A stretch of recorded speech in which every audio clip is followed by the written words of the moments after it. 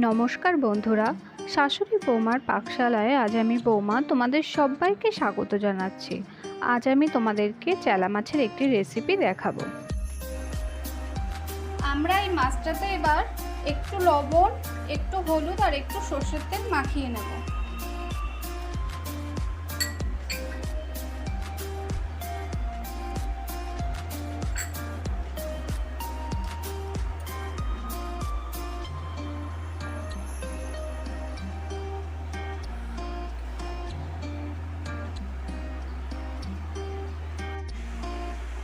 এবার আমি এই চেলা মাছগুলো ভেজে নেব।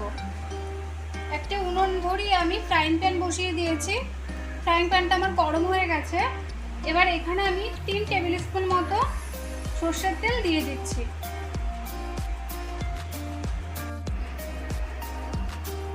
তেলটা গরম হয়ে গেছে, এবার আমি মাছগুলো ছেড়ে দেব।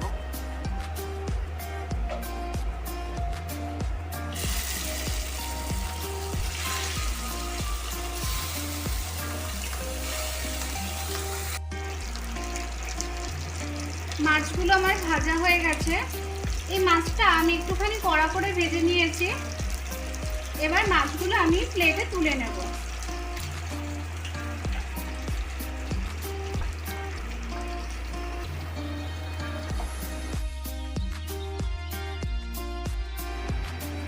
মাছটা রান্নার জন্য যে উপকরণগুলি লাগবে আমার সেগুলি হলো, এখানে ফোড়নের জন্য আমি হাফ চামচ কালো জিরে আর 2টো কাঁচা লঙ্কা নিয়ে নিয়েছি, হাফ চামচ কাশ্মীরি লঙ্কার গুঁড়ো, এখানে হাফ বাটি পোস্ত বাটা আছে, 1 বাটির থেকে একটু কম সর্ষে বাটা, 1 চামচ লঙ্কা বাটা, এখানে 1 চামচ চিনি, 1 চামচ লবণ আর 1 চামচ হলুদ গুঁড়ো। রান্নাটা আমি সর্ষের তেলেই করব। এবার আমি রান্নাটা শুরু করব। মাছ ভাজার যে তেলটা ছিল সেই তেলটা থেকে আমি 2 চামচ মতো তেল নিয়ে নিয়েছি।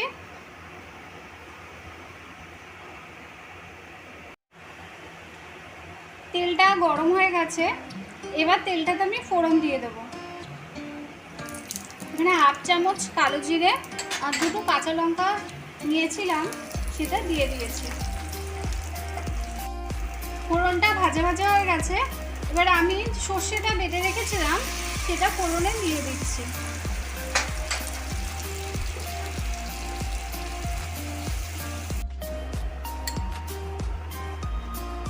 যেহেতু মাছে আমি আগের থেকে লবণ হলুদ মাখিয়ে রেখেছিলাম, তাই আমি এই সময় একটু অল্প পরিমাণে হাফ চামচ মতো লবণ দিচ্ছি।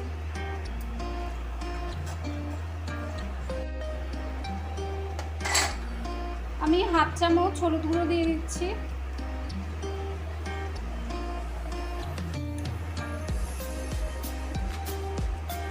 হাফ চামচের থেকে একটু কম আমি কাশ্মীরি লঙ্কার গুঁড়ো দিয়ে দিচ্ছি। আমি 1 চামচ লঙ্কা বাটা দিয়ে দিচ্ছি।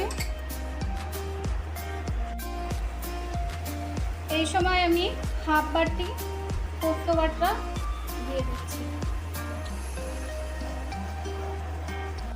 এই সময় আমি অল্প একটু চিনি দিয়ে দিচ্ছি। দিয়ে এবার মশলাটা ভালোভাবে কষিয়ে নেব। মশলাটা আমার কষানো হয়ে গেছে, আমি পাশের উনুনে জল গরম করে নিয়েছি। এবার আমি আমার পরিমাণ মতো গরম জল দিয়ে দেবো। ঝোলটা ভালো মতো ফুটে গেছে, এবার আমি ভেজে রাখা মাছগুলো ঝোলে দিয়ে দেবো।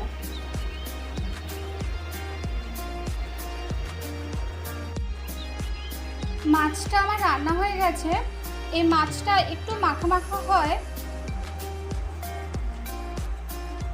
এবার আমি মাছটাতে 1 চামচ মতো কাঁচা সর্ষের তেল ছড়িয়ে দেব।